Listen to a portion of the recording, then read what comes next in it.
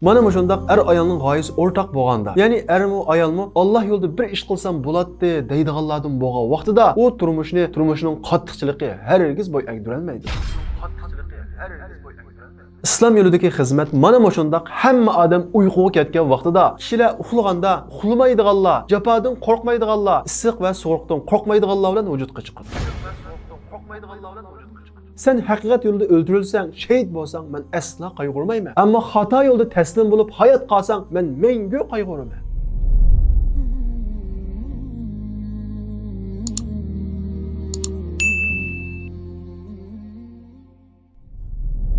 Biz bugün Allah yolida turmushining qattiqchiliklari uni bo'y egdirolmagan, turmushining huzur halovatimi uni yo'ldan ozdirib o'g'li o'lib ketadigan yerdimi o'zining maydonidan, prinsipidan, aqidasidan hech qachon tarvimagan Payg'ambarimiz Muhammad alayhisalomning eng yaqin hamrohi va do'stining qizi, Payg'ambarimiz Muhammad alayhisalomning havorisi, ya'ni alohida qo'g'dug'uchisining ayoli Asma binti Abu Bakr bilan tanishib chiqamiz. Asma binti Abu Bakr Payg'ambarimiz Muhammad alayhisalomning eng yaqin do'sti, hamrohi, yo'ldoshi Hazrati Abu Bakrning qizi edi. Hazreti Abu Bakr Müslüman bo'lganda, Payg'ambarimiz Muhammad alayhisalomga nurg'un kishilar ishonmaganda, Payg'ambarimizni yolg'iz qo'yganda, islomning eng ojiz vaqtida musulmon bo'lgan, oldin qatorda tunji turkum sahobalarning qatoridan edi. U musulmon bo'libla uzun o'tmay, uningdagi aktivchanlik, faoliyatchanlik va fidokorlik tufayli ayol sahobalarning eng oldin qatoridan o'rin oladi. Shundaqla u, gerçi boy sodiga Hazreti Abu Bakr Siddiqning qizi bo'lsa-mu, qulda hech narsa yo'q, ya'ni bir tal etidan boshqa hech narsa bo'lmagan Payg'ambarimiz Muhammad alayhisalomga tunji bo'lib imo etganlarning qatoridan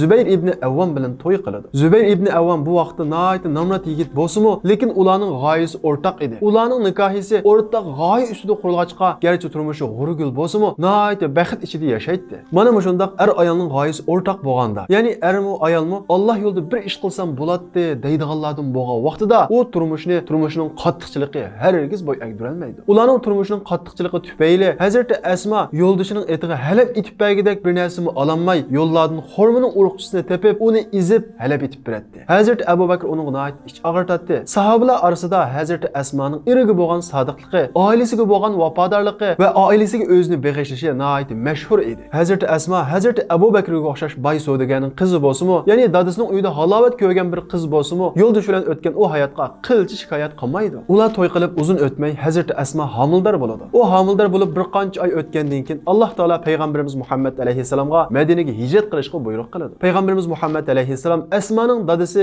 yaqin do'sti Hazrati Abu Bakr bilan birga hijrat qilishni planlaydi. Va ular Makkadan maxfiy holda chiqib, Makkaning sirtidagi sur tig'ining qishig'i berib, uning ustidagi o'nkur ichida 3 kun yushinib turib, uning keynidan qo'g'lab kelgan mushriklarni ozdirib o'tgandan keyin hijrat safarini boshlashni planlaydi. Va shu bo'yicha Payg'ambarimiz Muhammad alayhisalom va Hazrati Abu Bakr maxfiy holda Makkadan chiqadi. Va sur tig'ining qishig'i kelib, yer yuzidan 1500 metr egizlikdagi sur tig'i yamishib chiqib, uning ustidagi g'arning ichiga kirib panolanadi. Hazrati Asma bo'lsa, quruqligiga 7 oylik bo'lgan edi. U ana shundaq homildorligiga qaramasdan yozning pijg'irim issiqi, shundaqla tush vaqtida, ya'ni arablarning hammasi sirtqa chiqishga petinolmay, shirin uyquga ketadigan nihoyat havoning qattiq issiq vaqtida Payg'ambarimiz Muhammad alayhisalom va Hazrati Abu Bakrga tamoq tush uchun surta qarab mangdi. Surtig'ining qishig'i kelib, yer yuzidan 1500 metr egizlikka bu taqqa tamoqni bilgi tangib yamishib chiqadi va Payg'ambarimiz Muhammad alayhisalom va Hazrati Abu Bakrga sog' salomat tamoqni yetkazadi. Ikkinchi kunim o'xshashla tik tushugan vaqtida, ya'ni havo nihoyat issiq, arablarning hammasi uyquga ketadigan vaqtida Hazrati Asma tamoqni olib surta qarab mangdi va tamoqni bilgi dasturxon bilan tangib taqqa yamishib chiqib Payg'ambarimiz Muhammad alayhisalomga tamoq yetkazadi. Islom yo'lidagi xizmat mana shundaq hamma odam uyquga ketgan vaqtida, kishilar havoning issiqligidan sirtqa chiqolmaydigan, ya'ni jafoni ustiga olinmaydigan paytida, kishilar uxlaganda uxlamaydiganlar, jafodan qo'rqmaydiganlar, issiq va sovuqdan qo'rqmaydiganlar bilan vujudga chiqadi. Hazrati Asma 3-kunim o'xshashla tik tushugan vaqtida tamoqni tayyor qilib Makkadan surta qarab mangdi va surtig'ining qishig'i kelib tamoqni dasturxonga qo'ydi va u dasturxonni bilgi tangish uchun chekkan vaqtida u dasturxon yirtilib ketadi. Tamoqni bilgi tangib taqqa yamashmasa bo'lmaydi. Bu vaqtda Asma o'zining eng atvorliq va nihoyat qimmatli belvag'ini yirtidi. Birisi bilni tangidi, yana birisi tamoqni tangib taqqa yamashib chiqadi. Va Payg'ambarimiz Muhammad alayhisalom bilan Hazrati Abu Bakrga tamoqni sog' salomat olib chiqadi. Payg'ambarimiz Muhammad alayhisalom Hazrati Asmaning qimmatli va atvorliq belvig'ini, o'ziga tomoqni sog' salomat yetkazish uchun yirtqanligini ko'rib, qo'lni osmonga ko'tarib, "Ey Alloh, Hazrat Asmoga jannatdan 2 belvig' ato qilgin" deb duo qiladi. Shundan e'tiboran Hazrat Asmo zun nitaqayn 2 belvig' sohibi deb ataladi. Chunki Hazrat Asmoga jannatda 2 belvig' va'da qilingan edi. Islom yo'lida ana shunday vaqt kelganda eng qimmatli narsalardan voz kechalganlar, uni yirta olganlar ana shular Hazrat Asmoning izidan manganlardir. Hazrat Asmoning mana shunday chidamchanligi va fidokorligi tufayli Payg'ambarimiz Muhammad alayhissalom va Hazrat Abu Bakr hijrat safarini muvaffaqiyatli boshlab oladi. Islom ayollarni uydan sirtiga chiqarg'izmaydi, ijtimoiy faoliyatlarda o'rin bermaydi deb islomga tuhmat qilganlar Hazrat Asmoga qarasin. Hazrat Asmo ana shunday eng muhim paytlarda erlarni qilishdan ojiz qilgan xizmatlarni qilgan. Islomda ayollar mana shunday musulmonlarning xizmat yo'lida vaqt kelsa taqqiyamış alaydi, vaqt kelsa qo'liga qalam olalaydi, vaqt kelsa Asmoning qiyin onasi Safiyaga o'xshash qo'liga qilich olalaydi. Abu Jahl boshchiligidagi mushuklar Payg'ambarimiz Muhammad alayhissalomni izlab topamagandan keyin uni cho'qim uning eng yaqin do'sti Abu Bakr biladi deb Hazrat Abu Bakrning uyiga keladi. Eshikni Hazrat Asmo ochadi. Abu Jahl "Dadang qani?" deydi. Hazrat Asmo "Nayt keskinlik bilan "Bilmayman, bir qancha kun bo'ldi uy kamidi" deydi. Abu Jahl nayt darg'azab bo'lib Asmoning yuziga bir qacha soladi. Asmo yerga yiqilib, monchoqlari yerga to'kilib tushadi. Asmo rahimsiz Abu Jahldan nayt ig'ir zarba yegan bo'lsa-mu, lekin u zarbadan lazzat oladi, huzur oladi. Chunki u zarbani, u tayoqni islom uchun yegan edi. Payg'ambarimiz Muhammad alayhissalom uchun va islom da'vosi uchun yegan edi. Ya'ni siz va biz uchun yegan edi. Hazrat Asmo ana shunday fidokor va chidamchan bo'libla qolmay, nayt zirak aqlliq edi. Hazrat Abu Bakr Siddiqning dadasi Abu Quhafa amo kishi bo'lib, texim musulmon bo'lmagan edi. U nervisi Asmoning Abu Jahl tarafidan zarba yeganligini anglab, uning qashig'iga keladi va uningga tasalli berib, Abu Bakr sizlarni mush kunga qo'yib qo'ydi. Sizlarni mushu kunga qo'yib bo'ldi qilmay, pul mollarning hammasi elib ketibdi deydi. Hazrat Abu Bakr pul mollarining hammasini islom yo'lida ishlataman deb o'zi bilan birga elib olgan edi. Hazrat Asmo "Ey buva, undaq emas, dadam hamma narsani elib ketmadi" deb hamyonning ichiga sheg'il toshlarni silib, ammo buvusini hamyonning tashidan silat qizadi. Abu Quhafa hamyonni tashidan silgandan keyin, "Ha, hanim bo'lsin, ozroq bir narsa bo'lsin, qop qo'yibdi" deb bolasiga bo'lgan norozilikni past qo'yga tushadi. Hazrat Asmo mana shundaq buvisining dadasiga bo'lgan norozilikni past qo'yga tushirish uchun aql ishlatadigan zirak ayol edi. Payg'ambarimiz Muhammad alayhissalom va Hazrat Abu Bakr Madinaga sog' salomat berib olgandan keyin Hazrat Asmo va yo'ldoshi Zubayr ibn Avvam Madinaga hijrat qiladi. Shundaqla ular Madinaga yetib borgan kunisi Hazrat Asmo yangi edi. Uning o'g'li Abdullah ibn Zubayr Madinada tug'ilgan tunji muhojir buaq hisoblanadi. Ular Madinaga yerlashgandan keyin Payg'ambarimiz Muhammad alayhissalomning islom da'vosining eng oldingi safidan o'rin oladi. Zubayr ibn Avvam Payg'ambarimiz Muhammad alayhissalom elib borgan ja'ning hech qaysini qilib qolmaydi. Hazrat Asmo bo'lsa ayol sahobalarning ichida nayt aktivchilik bilan islom xizmatini davomlashtiradi. Zubayr ibn Avvam jihad bo'lmagan boshqa kunlarda tijorat qiladi. Uning tijorati nayt ro'naq topadi. Shundaqla urushlarga qatnashib nurg'ulg'an g'animat oladi. Uning tijorati tirishi va urushlarda qahramonlik ko'rsatib nurg'ulg'an g'animat elish sababli Madinadagi ko'z ko'rgan baylarning qatoridan o'rin oladi. Ilgari Makkada nayt qiyinchilikda turmush o'tkazgan Hazrat Asmo Madinada bo'lsa uzoq o'tmay boy ayollarning qatoridan o'rin oladi. Lekin uni qiyinchilik turmush bo'y egdirolmagandek, huzur halovatlik boy turmushmi hech qachon o'z maqsadidan, g'oyasidan ozdirolmaydi. U shuncha ko'p molga erishgan bo'lsa-mu,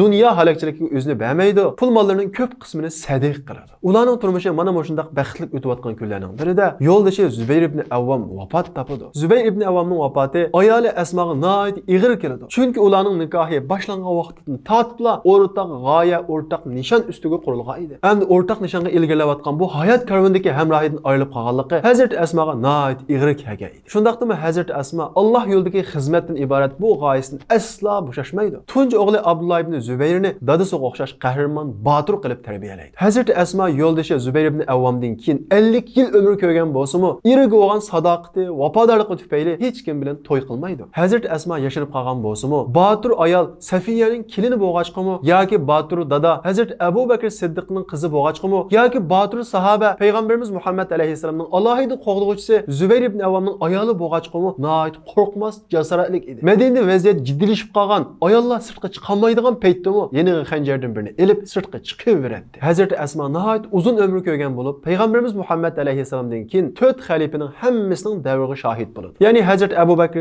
Hazrat Umar, Hazrat Osman va Hazrat Alining davrlarining hammasiga shohid bo'ladi. Yashi 100 yoshga yaqinlashib qolgan bo'lsa-mu, uning bir tal tushumi tushmagan edi, lekin uning ko'zi tutilib, a'mo bo'lib qolgan edi. Uning o'g'li Abdullah ibn Zubayr 4 xalifa davrida nayt qahramonliklarni ko'rsatib, sahobalarning va boshqa musulmonlarning birdek e'tirof qilishiga va qo'llashiga erishgan edi. Hazrat Alidan keyin Muaviya o'zini xalifa deb e'lon qilgan vaqtida nurg'ulg'an kishilar uning xalifaligiga rozi bo'lmay, uningga bay'at qilishni to'g'ri ko'rmay, biz Abdullah ibn Zubayrga bay'at qilamiz deydi. Chunki nurg'ulg'an kishilar va sahobalar va nurg'ulg'an musulmonlar Abdullah ibn Zubayrning qobiliyatiga, taqvodorligiga va adolatiga ishonadi. Abdullah ibn Zubayrmi 4 xalifaning davriga o'xshash haqiqiy adolatni namoyon qilaman deb ularning bay'atini qabul qiladi. Boshqa islom jug'rofiyasining valiylarimi Abdullah ibn Zubayrga bay'at qilganligiga va'da qiladi. Abdullah ibn Zubayr o'ziga bay'at qilgan va o'ziga bay'at qilmoqchi bo'lganlarning va'dasiga ishonib, o'zining xalifa ekanligini e'lon qiladi. Shunda qilib islom dunyosida Muaviya va Abdullah ibn Zubayrdan iborat ikki bosh shakllanadi. Abdullah ibn Zubayrning kuchi ojiz bo'lsa-mu, lekin haqiqiy adolatparvar edi. Muaviya buyuk sahoba bo'lsa-mu, lekin uning qo'l ostidagi Hajjajga o'xshash ba'zi qonxo'r qo'mondonlar ba'zi nahaqchiliklarni qiladi. Umaviylar nihoyat qonxo'r vahshiy edi. Shuning uchun nurg'ulg'an sahobalar Muaviyaga bay'at qilishni to'g'ri ko'rmaydi. Umaviylar Abdullah ibn Zubayrni har xil yo'llar bilan yolg'iz qoldirishga tirishadi. Ba'zini pul bilan, ba'zini mansab bilan, ba'zini qilich bilan betaraf qiladi. Abdullah ibn Zubayrning qo'shida nihoyat oz bir qism qo'shinlar va oz bir qism valiylar qilib qoladi. Abdullah ibn Zubayrni yolg'iz qoldirgandan keyin Muaviya Makkaga qarab nihoyat zo'r qo'shin tortib keladi. Ya'ni Abdullah ibn Zubayrga qarshi zo'r qo'shin tortib keladi. Uning qo'shini Makkaga yetib kelib, Makkaning atrofining hammasiga manchanoq tiklaydi. Makkaning atrofini urushning shavqin suralari qoplaydi. Vahima bosadi. Abdullah ibn Zubayrning atrofidagi nurg'un kishilar qochib ketadi. Abdullah ibn Zubayrning qo'shida nihoyat ozgina bir qism kishilar qolib qoladi. Hatto ba'zi kishilar Abdullah ibn Zubayrga qochish taklifini beradi. Chunki Hajjaj nihoyat rahimsiz qo'mondan bo'lib, qilchi rahim qilmaydi. Öldürülgəndən keyin cəsədlərini parça-parça qılıb ötətdi. Abdullah ibn Zubayrning ko'ziga vahshiylarcha o'lim ko'rinib turgan bo'lsa-mu, hayotini jihad va shon-sharaf bilan o'tkazgandan keyin oxirisini mag'lubiyat bilan oxirlashtirishga ko'ngli unamaydi. Haqiqat yo'lida dadasi Zubayr ibn Avvamdek mardlarcha o'lish yo'lini tanlaydi. Qon bilan yurishni, Makka tuproqini yastuq qilishni tanlaydi. Qonxo'r Hajjaj Makkaga bostirib kirishni ilgari Abdullah ibn Zubayrga xat avatdi. Agar taslim bo'lsang, sana huquq beramiz, nurg'un oltin kumush beramiz, seni taqdirlaymiz. Agar taslim bo'lmasang, o'zingning xalifa ekanligida mustahkam turib olsang, sana urush ochamiz, seni o'ltirib parcha-parcha qilib o'tamiz deydi. Abdullah ibn Zubayr xatni topshirib olgandan keyin har ishda maslahat so'raydigan maslahatchi onasining qishiga boradi. Hazrat Asma bu vaqtda 100 yosh kirib qolgan bo'lib, ko'zda tutib qolgan ama edi. U onasining qishiga kelib, "Ey ana, bilginingizdak Hajjaj shu topda Makkaning hammasini muhosiraga oldi. Agar taslim bo'lsam, u menga nurg'unlagan oltin kumush mansab beradigan bo'ldi. Agar taslim bo'lmasam, meni o'ltirib haramning ishkiga osadi ekan, kishilarga ibrat qiladi ekan. Sizning qanday qilay?"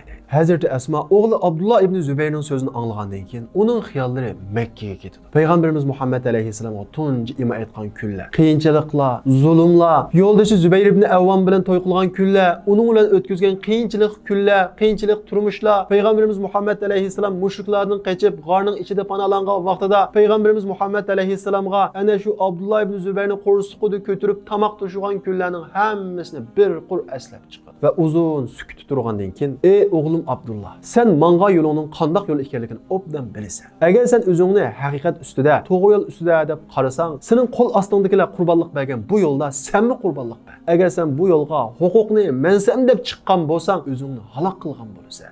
deydi. Hazrat Asmaning bu so'zi jigar parisi bo'lgan o'g'ilni uchuqdan uchuq bu haqiqat yo'lida o'l deganlik edi. Abdullah ibn Zubayr onasining qat'iylik bilan bergan javobini anglagandan keyin texmi aniq qilib, "Ey ana, agar taslim bo'lmasam, ular meni o'ldirib o'tadi" deydi. Asma javobini texmi aniq qilib, "Ey balam, sen yana qanchalik yashaysan? Sen bu o'limdan o'zingni saqlab qilib, yana qanchalik yashaysan? Sen chuqum o'lasan. Sening Hajjajga taslim bo'lib, beshingni Umayyaning shumtaklarining o'ynig'idan haqiqat yo'lida qurbon bo'lganing, shahid bo'lganing men uchun suyumlik. Sen haqiqat yo'lida o'ldirilsang, shahid bo'lsang, men asla qayg'urmayman. Ammo xato yo'lda taslim bo'lib hayot qolsang, men mengu qayg'uraman. Sen mardlarcha yashading, endi mardlarcha o'l. Onam nim bo'lib ketadi deb asla o'ylama. Men sabr qila olmayman."